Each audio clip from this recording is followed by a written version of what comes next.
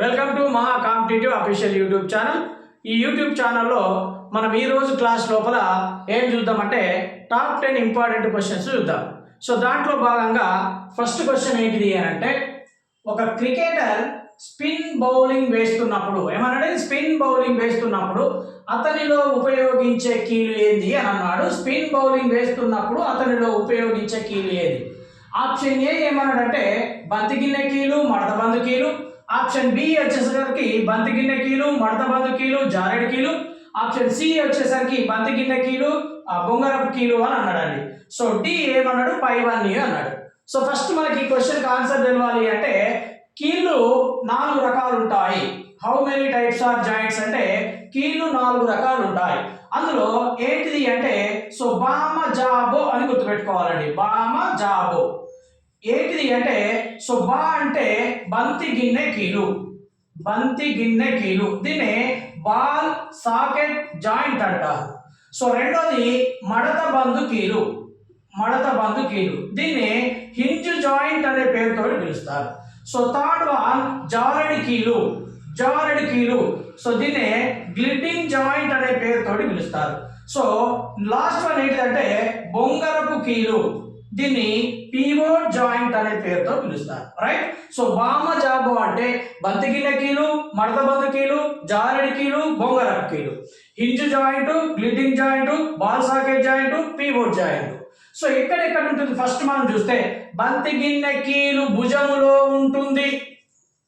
So ball socket joint contained the shoulder. So భుజములో ఉంటుంది కాబట్టి మనం భుజాన్ని గిరగిరా తిప్పినప్పుడు ఏ కీలు ఉపయోగపడుతుంది అని అంటాడు? బంతి గిన్నె కీలు. రెండోది మడత బందు కీలు ఎక్కడ ఉంటుంది అంటే మోకాళ్ళు ప్లస్ మో చేతుల లోపల ఉంటుంది. అదే విధంగా చూసినట్లయితే చేతి వేళ్ళ లోపల ఉంటుంది, కాలు వేళ్ళ లోపల ఉంటుంది. కాళ్ళు ప్లస్ చేతి యొక్క వేళ్ళ లోపల ఉంటుంది. దెన్ సో జారెడు కీలుకి వచ్చేసరికి ఇది వెన్నెముక లోపల ఉంటుంది. వెన్నెముక లోపల ఉన్నటువంటి కీలు ప్లస్ వ్రిస్ట్ మణికట్టు లోపల ఉంటుంది. సో బ్యాక్ బోన్ లోపల వ్రిస్టులో ఉన్నటువంటి కీలు జారెడు కీలు. దెన్ సో బొంగరపు కీలు ఎక్కడ ఉంటుందంటే నెక్ మెడ లోపల ఉంటుంది. క్లియర్ అండి? సో బంతి గిన్నె కీలు భుజంలో ఉంటుంది, మడత బందు కీలు మోకాలు మో చేతుల లోపల ఉంటుంది, ఒకవైపు మాత్రమే వంగుతుంది. సో కాళ్ళు చేతుల లోపల ఈ కాలు వేలు కానీ చేతి వేలు కానీ వన్ సైడ్ మాత్రమే బెండ్ అవ్వడానికి ఇది తోడ్పడుతూ ఉంటుంది. సో జారెడు కీలు వెన్నెముక మణికట్టు లోపల ఉంటుంది, బొంగరపు కీలు నెక్ లోపల మెడ లోపల ఉంటుంది. సో ఇప్పుడు దీన్ని బట్టి ఏమన్నాడు అంటే ఒక స్పిన్ బౌలింగ్ ఉపయోగిస్తుండు అంటే సో భుజంలో ఉన్నటువంటి కీలు ఉపయోగపడాలి కాబట్టి బంతి గిన్నె కీలు స్పిన్ బౌలర్కి ఉపయోగపడుతుంది. అంతేకాకుండా మడత బందు కీలు మోకాలు మో చేతులు అంటే మో చేతుల లోపల ఉంటుంది కాబట్టి స్పిన్ బౌలర్కు ఇది కూడా ఉపయోగపడుతుంది. తర్వాత స్పిన్ అంటే బాల్ తింపాలి కాబట్టి సో వ్రిస్ట్ మణికట్టు లోపల ఉన్నటువంటి ఆ కీళ్ళు కూడా తోడ్పడతాయండి. సో కాబట్టి స్పిన్ బౌలర్కి ఏమేమి ఉపయోగపడతాయి అంటే బంతి గిన్నె కీలు, మడత బందు కీలు, జారెడు కీలు, ఈ 3 కీళ్ళు ఉపయోగపడతాయి. కాబట్టి ఈ క్వశ్చన్ ఆన్సర్ ఏమవుతుందంటే so B answer is right answer అవుతుంది అండి. రైట్. సెకండ్ క్వశ్చన్ చూద్దామండి. సో శవాన్ని కాల్చినప్పుడు కాంతివంతంగా మండుటకు కారణం మూలకము ఏది అని అన్నాడండి. సో ఒక శవాన్ని కార్పసస్ను ఏం చేసినామంటే కాల్చినప్పుడు కాంతివంతంగా మండడానికి కారణమైనటువంటి మూలకం ఏంటిది అని అన్నాడు. Option A calcium, option B magnesium, option C phosphorus, option D పైవన్నీ అని అన్నాడు. సో ఒకసారి మనకి ప్రధానంగా చూస్తే ఎముకల యొక్క అధ్యయనాన్ని ఆస్టియాలజీ అంటారు. Osteology, study of bones is called to osteology. So ఎముకలు దేనిచే ఏర్పడతాయంటే కాల్షియం ప్లస్ ఫాస్ఫరస్ లచే ఏర్పడతాయి. కాబట్టి సో ఎముక దృఢంగా ఉండడానికి అవసరమైనటువంటి దృఢంగా గట్టిగా బలంగా ఉండడానికి ఏ మూలకాలు అవసరం అవుతాయి అంటే కాల్షియము ప్లస్ ఫాస్ఫరస్ అవసరం అవుతుంది. సో బట్ ఇక్కడ క్వశ్చన్ ఏమంటున్నాం అంటే శవాన్ని కాల్చినప్పుడు అంటే ఇందులో కాల్షియం ఫాస్ఫరస్ లోపల ఫాస్ఫరస్ కు మండే స్వభావం ఉంటుంది. Fleming nature is high, Monday స్వభావము ఎక్కువగా ఉంటుంది కాబట్టి సో ఫాస్ఫరస్ కు మండే స్వభావము ఎక్కువగా ఉండడం వల్ల శవాన్ని కాల్చినప్పుడు కాంతివంతంగా మండుతుంది. కాబట్టి ఈ క్వశ్చన్ కి ఆన్సర్ ఏమవుతుంది అని అంటే so phosphorus is right answer అవుతుంది. So then next question right. So ఏమన్నాడు థర్డ్ క్వశ్చన్ లో హయాయిడు ఎముక ఇక్కడ ఉంటుంది అని అన్నాడు. హయాయిడు ఎముక ఇక్కడ ఉంటుంది. ఆప్షన్ ఏ చెవి కింద, ఆప్షన్ బి దవడల కింద, ఆప్షన్ సి నాలుక కింద, ఆప్షన్ డి ఏది కాదు అని అన్నాడు. సో ఫస్ట్ మనకి ఏంటిది అంటే ఆ మొత్తము తల లోపల లేదా పుర్రె లోపల మొత్తం ఎన్ని అంటే 29 బోన్స్ ఉంటాయండి. 29 bones present on the skull. So ఈ 29 బోన్ల లోపల ఏం జరుగుతుంది అని అంటే సో ప్రధానంగా తల లోపల ఎన్ని ఉంటాయి అంటే తల లోపల 8 ఉంటాయి. సో ముఖముకు వచ్చేసరికి ఫేస్ లోపల 14 ఉంటాయి. అదే విధంగా చెవిల లోపల ఎన్ని ఉంటాయంటే 6 ఉంటాయండి. 3+3 బోన్స్ ఉంటాయి. సో నాలుక కింద ఒకటి ఉంటుంది. ఈ నాలుక కింద ఉన్నటువంటి ఈ ఒక్కదాన్ని ఏమంటామంటే హయాయిడ్ బోన్ అంటారు. క్లియర్. సో ఈ హయాయిడ్ బోను నాలుక క్రింద ఉంటుంది. స్టార్ ఏమంటున్నట్టే సో ఉరేసుకున్నప్పుడు తొందరగా విచ్చిత్తి చెందే బోన్ ఏంటిది అంటే హయాయిడ్ బోన్. క్లియర్ అండి. సో హయాయిడ్ బోను ఉరేసుకున్నప్పుడు తొందరగా విచ్చిత్తి చెందుతుంది. ఎక్కడ ఉంటుందంటే నాలుక కింద ఉంటుంది, ఒకటే ఉంటుంది. సో వన్స్ అగైన్ మొత్తం తల లోపల 29 బోన్స్ ఉంటాయి. టోటల్ బాడీ లోపల అయితేనేమో 206 బోన్స్ ఉంటాయి. అందులో తల లోపల 29 ఉంటాయి. సో ఈ తలలోని హెడ్ లోపల 8 ఉంటాయి. అంటే ఇక్కడ సో దీన్ని ఇంకేమనొచ్చు అంటే కపాలం అంటారు. సో కపాలం లోపల 8, ముఖంలో 14, చెవులలో 6 అంటే 3+3. సో ఇక్కడ 3+3 చూసినట్లయితే MIS అంటాము. Malleus incus stapes. So stapes అనేది మన బాడీలో అతి చిన్న ఎముక. Smallest bone in the body ఏంటిది అంటే స్టెఫస్. ఎక్కడ ఉంటుంది అంటే చెవిలో ఉంటుంది. కాబట్టి సో ఈ క్వశ్చన్కి ఆన్సర్ ఏమవుతుంది అని అంటే నాలుక కింద హయాయిడ్ బోన్ ఉంటుంది. ఇది ఉరేసుకున్నప్పుడు తొందరగా విచ్చిత్తి చెందుతుంది. కాబట్టి answer is C option is right answer. Right. So ఇప్పుడు నెక్స్ట్ ఫోర్త్ క్వశ్చన్ ఏం చూస్తున్నామంటే కింది వాటిని జతపరచుము అని అన్నాడు. ఎప్పుడైనా జతపరచుడు వచ్చింది అని అంటే మనం గుడ్డి ఆన్సర్ పెట్టుడు కాదు. ఇక్కడ ఏమేమి ఉన్నాయి, సో లెఫ్ట్ ఏమున్నాయి, రైట్ సైడ్ ఏమేమి ఉన్నాయి, వాటికి సంబంధించినటువంటి డీటెయిల్స్ మనకు తెలిసినప్పుడు మాత్రమే ఇలాంటి క్వశ్చన్స్కు ఆన్సర్ చేద్దాం. ఇక్కడ ఏమి ఇచ్చిండు, ఎముక ఇచ్చిండు, కండరాలు ఇచ్చిండు, కాలేయం ఇచ్చిండు, క్లోమము అని అన్నాడు. సో ఫస్ట్ ఎముక ఏంటిది, ఎముకలో ఉండే కణాలు ఏంటిది, ఎముకల అధ్యయనం ఏంటి అనేది మనకు డీటెయిల్స్ తెలవాలి. కండరాలు సేమ్ అదే విధంగా కండరాలు కానీ కాలేయం కానీ క్లోమం కానీ.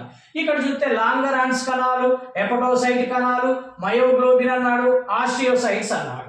సో ఇప్పుడు ఇక్కడ లాంగరాన్స్ ఇవి కణాలు అవుతుంది, హెపటోసైట్ కణాలు అవుతుంది, మరి మయోగ్లోబిన్ కణాలు అనలేదు.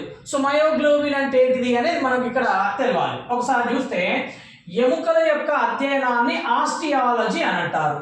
సో ఆస్టియాలజీ అంటే సో ఈ ఎముకలో ఉండే కణాలను ఏమంటామంటే ఆస్టియోసైట్స్ అంటారు. కాబట్టి ఇక్కడ ఎముక ఈజ్ ఈక్వల్ టు ఆస్టియోసైట్స్ ఎక్కడ ఉంటే అది ఆన్సర్ అవుతుంది అండి. దెన్ అదే విధంగా కండరాలు అన్నాడు. కండరాలకు సంబంధించిన కండరాల అధ్యయనాన్ని మయాలజీ అంటారు. సో మయాలజీ లేదా సార్కాలజీ అంటారు. కండరాల అధ్యయనాన్ని మయాలజీ లేదా సార్కాలజీ అంటారు. కండరాలలో ఉన్నటువంటి ప్రోటీన్ ఏంటిది అంటే లేదా వర్ణకం ఏంటిది అంటే మయోగ్లోబిన్. సో కండరాలలోని వర్ణకము మయోగ్లోబిన్ కాబట్టి సో కండరాలకు మయోగ్లోబిన్కు ఆన్సర్ అవుతుంది. దెన్ కాలేయం కాబట్టి సో కాలేయం అధ్యయనాన్ని హెపటాలజీ అంటారు. కాలేయంలో ఉండే కణాలను హెపటోసైట్స్ అంటారు. సో ఇప్పుడు హెపటోసైట్స్ ఇచ్చింది కాబట్టి కాలేయం అధ్యయనాన్ని హెపటాలజీ అంటారు. కాలేయంలో ఉండే కణాలను హెపటోసైట్స్ అంటారు. కాబట్టి కాలేయంకు దీనికి సంబంధించింది. దెన్ పోతే క్లోమము, ప్యాంక్రియాస్. సో క్లోమము అధ్యయనాన్ని ప్యాంక్రియాలజీ అంటారు. క్లోమం అనేది ఒక మిశ్రమ గ్రంథి, దీన్ని మిక్స్డ్ గ్లాండ్ అంటాము. జీర్ణాశయానికి కింద ఉంటుంది. ఇది 2 భాగాలుగా అంటే సో ఇలా జీర్ణాశయం కింద ఉండి సగభాగమేమో హార్మోన్స్ విడుదల చేస్తుంది, మరొక సగమేమో ఎంజైములను విడుదల చేస్తుంది. క్లియర్ అండి. సో హార్మోన్స్ ఏంటిది అంటే ఇన్సులిన్ ప్లస్ గ్లూకాగాన్ అనే హార్మోన్లను విడుదల చేస్తుంది. ఎంజైమ్ ఏంటిది అంటే ట్రిప్సినోజన్, ఎమైలేజ్, లైపేజ్, కైమోట్రిప్సినోజన్ అనే ఎంజైమ్లను విడుదల చేస్తుంది. సో కాబట్టి ఇక్కడ ఈ క్లోమంలో ఉండే కణాలను ఏమంటాము అంటే సో లాంగర్ హాన్స్ కణాలు అనే పేరుతో పిలుస్తారు. కాబట్టి ఏ 4 అవుతుంది, బి 3 అవుతుంది, అదేవిధంగా సికి వచ్చేసరికి 2 అవుతుంది, డికి వచ్చేసరికి 1 అవుతుంది. కాబట్టి so A4 B3 C2 D1 అనేది ఆన్సర్ అవుతుంది. ఓకే, నెక్స్ట్ క్వశ్చన్ ఏమంటున్నావు అంటే మృదులాస్థి అధ్యయనాన్ని ఏమంటారు అని అంటారు. సో మృదులాస్థి అంటే మనకు ఫస్ట్ తెలవాల్సింది మెత్తటి ఎముకలు. ఎముకలు 2 రకాలు ఉంటాయండి. ఒకటి సో మృదులాస్థి, రెండవది అస్థి. మృదులాస్థి, రెండవది ఏంటిది అంటే అస్థి. సో గట్టిగా దృఢంగా ఉన్నటువంటి వాటిని అస్థి అంటాం, మెత్తగా ఉన్నటువంటి వాటిని మృదులాస్థులు అంటాం. ఈ మృదులాస్థి ఎక్కడ ఉంటుంది అంటే మన బాడీ లోపల సో చెవి దొప్ప ఒక మృదులాస్థి అండి. అదేవిధంగా నాసిక యొక్క అగ్రభాగము మృదులాస్థి, ప్రక్కటెముకల యొక్క చివర మృదులాస్థి మెత్తటెముకలు ఉంటాయి. సో వాయునాళం లోపల మృదులాస్థి ఉంటుంది. సో కొండ నాలుక మెత్తటి బోను కాబట్టి వీటిని మృదులాస్థి అంటాం. సో ఈ మృదులాస్థుల యొక్క అధ్యయనాన్ని ఏమంటారు అని అంటారు. సో మృదులాస్థుల అధ్యయనాన్ని ఏమంటామంటే కాండ్రాలజీ అనే పేరుతో పిలుస్తారు.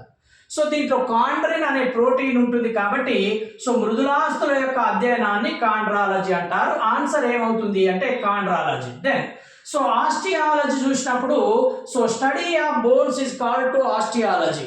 ఎముకల యొక్క అధ్యయనాన్ని లేదా అస్థి యొక్క అధ్యయనాన్ని ఏమంటారంటే ఆస్టియాలజీ అంటారు.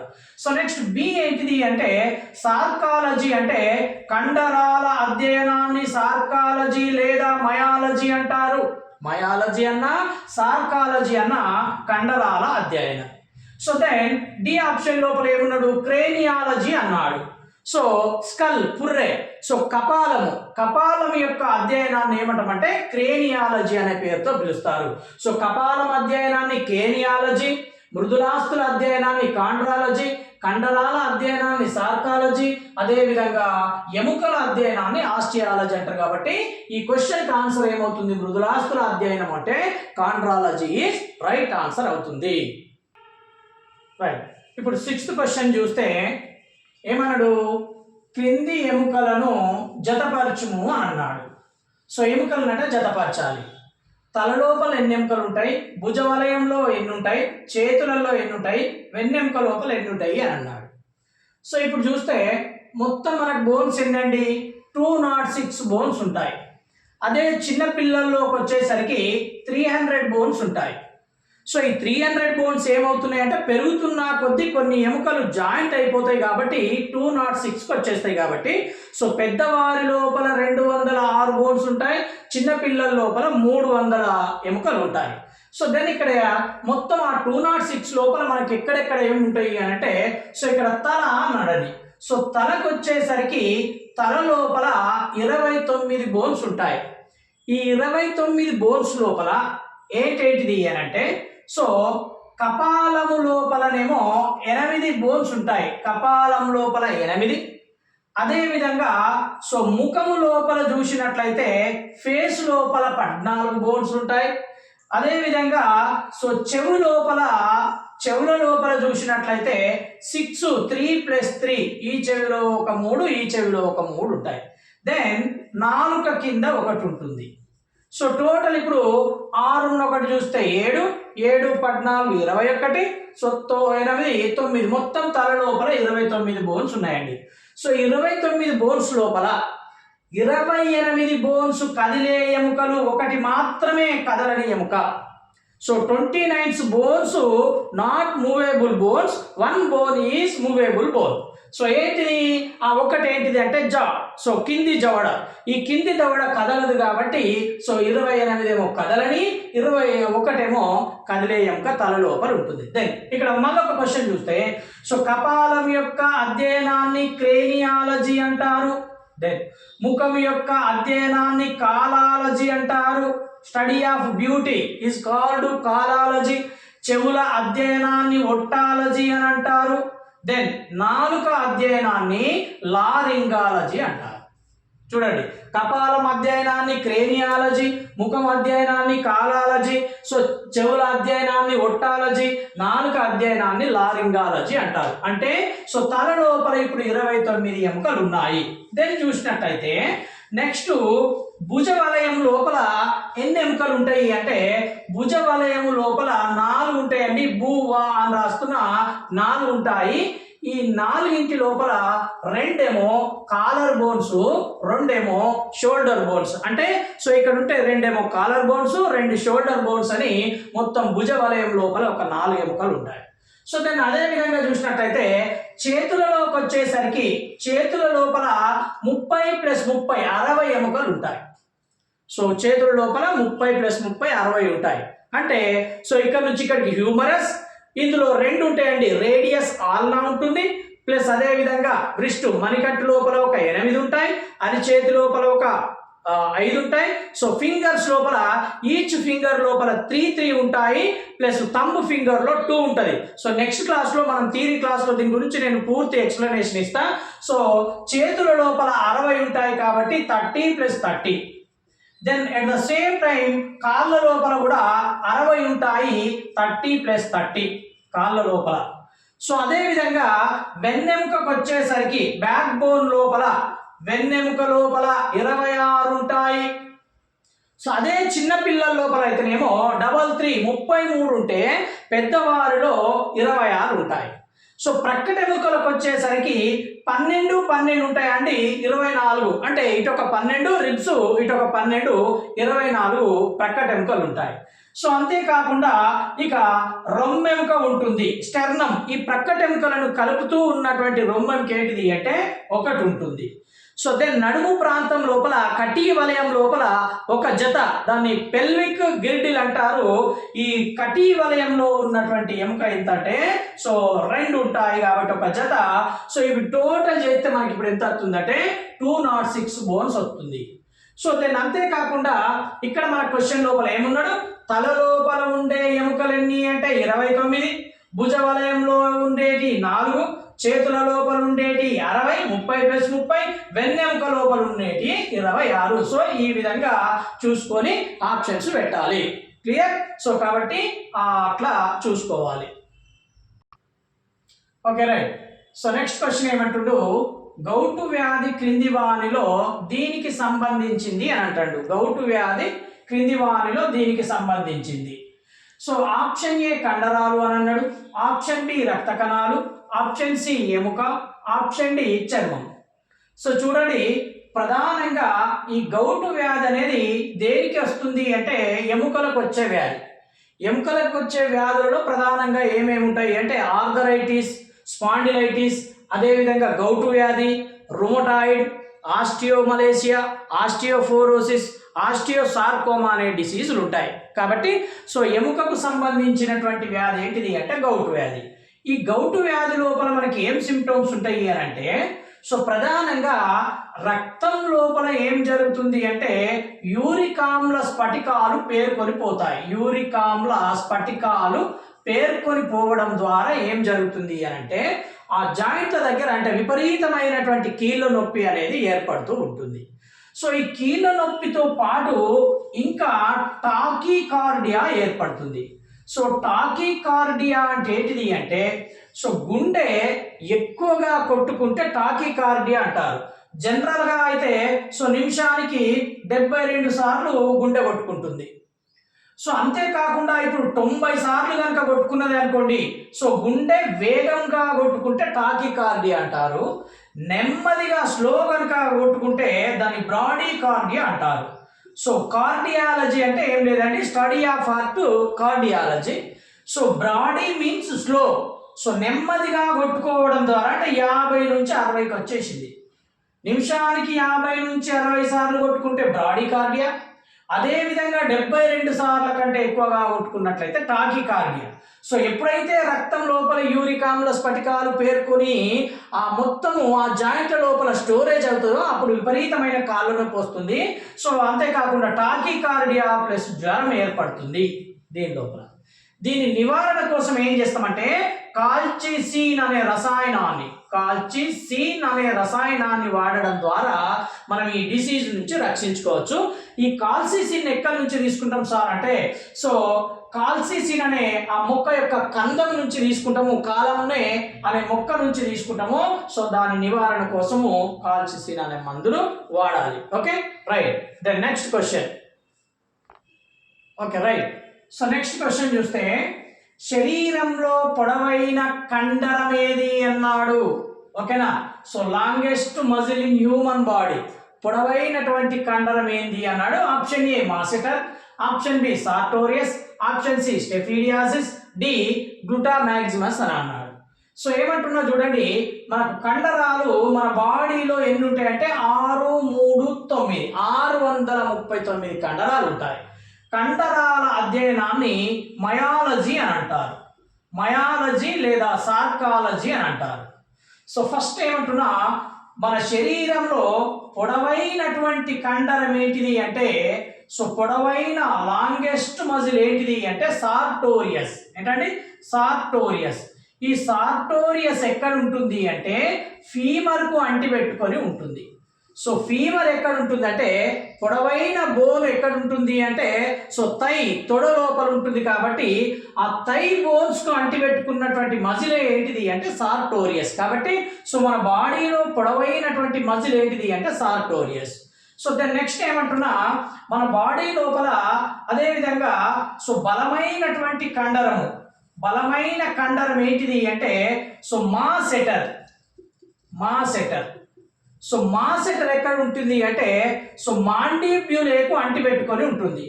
సో మాండిబ్యులే ఏంటిది అంటే కింది దవడ. సో క్రింది దవడలో ఉన్నటువంటి గట్టి హార్డెస్ట్ బోన్ ఏంటిది అంటే మాండిబ్యులే. ఈ మాండిబ్యులేకి అంటిపెట్టుకున్నటువంటి బోనే ఆ మజిల్ ఏంటిది అంటే మాసెటర్. క్లియర్. సో దెన్ థర్డ్ ఏమంటున్నా, సో అతి చిన్న కండరం ఏంటిది అని అన్నాడు. అతి చిన్న కండరం. సో అతి చిన్న కండరం ఏంటిది అంటే స్టెఫిడియాసిస్. సో ఈ స్టెఫిడియాసిస్ ఏంటిది అంటే స్టెఫస్ కు అంటిపెట్టుకొని ఉంటుంది. స్టెఫస్ ఏంటి సార్ అంటే మన బాడీలో ఉన్నటువంటి స్మాలెస్ట్ బోన్ ఎక్కడ ఉంటుంది అంటే ఆల్రెడీ మనకు తెలుసు, చెవి లోపల ఉంటుంది. ఈ చెవిలో ఉన్నటువంటి స్టెఫస్ కు అంటిపెట్టుకున్నటువంటి అతి చిన్న ఎముకను ఏమంటారు అంటే స్టెఫిడియాసిస్ అంటారు. సో దెన్ ఇక పెద్ద సో బిగ్గెస్ట్ మజిల్ ఏంటిది అంటే సో అతి పెద్ద కండరం ఏంటిది అంటే గ్లూటామాక్సిమస్ ఏది అంటే సో ఇది బట్టక్ మజిల్ అండి. దీన్ని పెరుదు కండరం అని అంటారు. కాబట్టి సో బట్టక్ మజిల్ అనేది పెద్ద కండరము, అతి చిన్నది స్టెఫిడియాసిస్, బలమైనది మాసెటర్, పొడవైనది సార్టోరియస్. ఇక్కడ ఏమన్నాడు, శరీరంలో పొడవైన కండరం అన్నాడు. కాబట్టి సో ఆన్సర్ ఏమవుతుందంటే ఈ క్వశ్చన్ కి so sartorius is right answer అవుతుంది. నెక్స్ట్ క్వశ్చన్ చూస్తే, రిగర్ మోర్టిన్ కు సంబంధించిన అంశం ఏంటిది అన్నాడు. సో రిగర్ మోర్టిన్ అంటే ఫస్ట్ మనకు తెలవాలి ఏంటిదంటే, సో జీవి చనిపోయినప్పుడు ఏ పొజిషన్ లోపలైతే చనిపోతాడో అదే పొజిషన్లో ఉంటే దాన్ని రిగర్ మోర్టిన్ అంటారు. ఫర్ ఎగ్జాంపుల్, ఒక వ్యక్తి కుర్చీలో కూర్చొని కళ్ళు చూస్తూ కనుక చనిపోతే కళ్ళు అలాగే ఉంటాయి, దాన్ని రిగర్ మోర్టిన్ అంటారు. లేదా తన 2 చేతులు ఇలా పట్టుకొని చనిపోయినట్లయితే సో 2 చేతులు ఇలాగే ఉండిపోతాయి, దాన్ని రిగర్ మోర్టిన్ అంటారు. సో ఎందుకు కారణం ఏంటిది అంటే, రిగర్ మోర్టిన్ అంటే సో మన కండరాలలో యాక్టిన్ మయోసిన్ అనే 2 ప్రోటీన్లు ఉంటాయి. Actin plus myosin. ఈ యాక్టిన్ మయోసిన్ అనే ప్రోటీన్లు 2 ఏం చేస్తాయంటే నిరంతరము దేన్ని ఉత్పత్తి చేస్తాయి అంటే ఏటీపీని ఉత్పత్తి చేస్తాయి. ఏటీపీ అంటే ఎడినోసిన్ ట్రైఫాస్ఫేట్. దీన్ని ఎల్లాప్రగడ సుబ్బారావు కనుగొన్నాడు. సో ఈ ఏటీపీ ఏంటిది అంటే శక్తి. సో ఈ యాక్టిన్ మయోసిన్లు ఏటీపీని ఉత్పత్తి చేయడం వల్ల నిరంతరంగా కనురెప్పలు కొట్టుకోవడము, కాళ్ళు చేతులు ఆడడము అంటే అవయవాలకు శక్తి లభిస్తుంది. కాబట్టి నెమ్మదిగా ఏం జరుగుతుంది అంటే అవయవాల యొక్క కదలిక ఉంటుంది. ఎప్పుడైతే జీవి చనిపోతాడో అప్పుడు యాక్టిన్ మయోసిన్లు పనిచేయవు. సో ఫలితంగా ఏటీపీ ఉత్పత్తి కాదు. ఏటీపీ ఉత్పత్తి కాదు కాబట్టి ఆ వ్యక్తి ఏ పొజిషన్లో ఉంటాడో ఆ పొజిషన్లోనే కనబడతాడు కాబట్టి సో చనిపోయిన తర్వాత మనం ఏం చేస్తాం, కనురెప్పలను ఇలా చూస్తూ ఉంటే వాటిని దగ్గరికి తీసుకొస్తాం. ఒకవేళ లేదు అని అన్నప్పుడు అలాగే చూసుకుంటూ ఉంటే గంట తర్వాత మనం చూస్తే అలాగే చూసుకుంటూ ఉంటాడు కాబట్టి సో ఏటీపీ ఉత్పత్తి కాకపోవడం వల్ల సో వ్యక్తి అదే పొజిషన్లో ఉంటే దాన్ని ఏమంటామంటే రిగర్ మోర్టిన్ అంటారు. రిగర్ మోర్టిన్ అనేది కండరాలకు సంబంధించినటువంటి ఒక డిసీజ్. సో కండరాలలో ఉన్న ప్రోటీన్ ఏంటిదంటే యాక్టిన్ మయోసిన్. క్లియర్? సో ఈ క్వశ్చన్కి ఆన్సర్ ఏమవుతుంది అంటే ఏటీపీ అవుతుంది అండి. రైట్.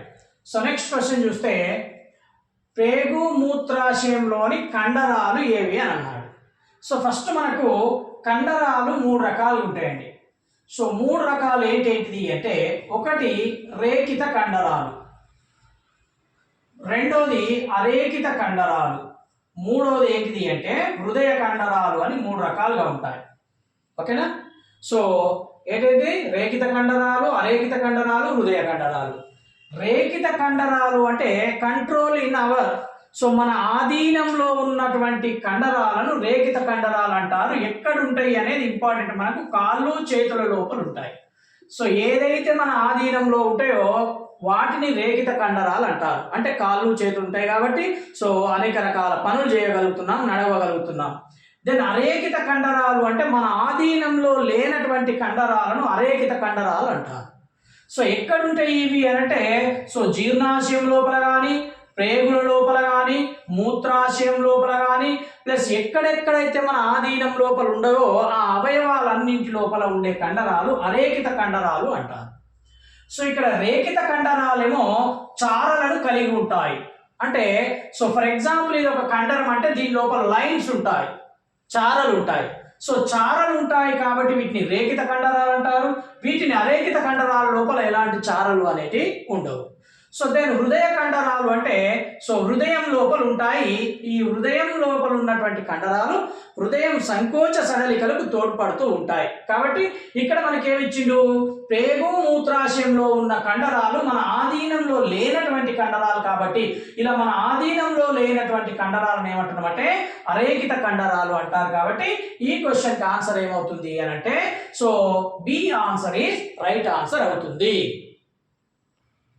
రైట్. సో ఇవన్నీ ఈ క్వశ్చన్స్ అన్ని స్కెల్టన్ సిస్టమ్కు అస్థిపంజరంకు సంబంధించినటువంటి క్వశ్చన్స్ అండి. ఇవన్నీ గతంలో అడిగినటువంటి క్వశ్చన్స్. సో వీటిని మనం దానికి సంబంధించినటువంటి ఎక్స్ప్లెనేషన్ ఇవ్వడం జరిగింది కాబట్టి సో ప్రతి ఒక్కరూ ఈ వీడియోని చూస్తూ లైక్ చేయండి, షేర్ చేయండి, అదేవిధంగా సో సబ్స్క్రైబ్ చేసుకోండి. Thank you one and all.